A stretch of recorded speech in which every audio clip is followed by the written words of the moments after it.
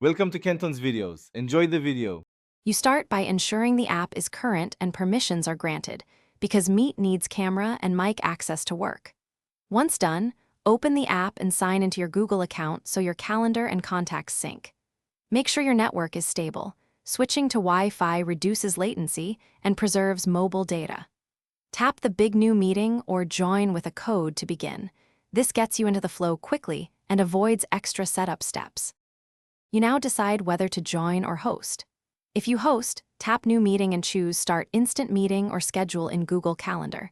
Scheduling shares invites automatically. If you join, paste the meeting code or tap the calendar event. Before entering, check camera and mic icons, toggle them to mute or disable video to save bandwidth. Once inside, use chat for links, captions for clarity, and pin important speakers. These actions keep the meeting focused. Finish strong by controlling presentation and troubleshooting swiftly.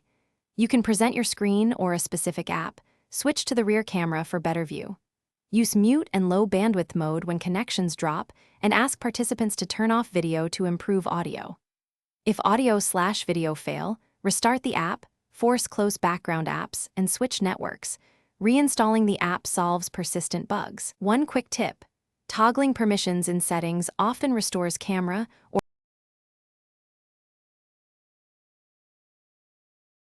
Thanks for watching. Consider subscribing if we helped you.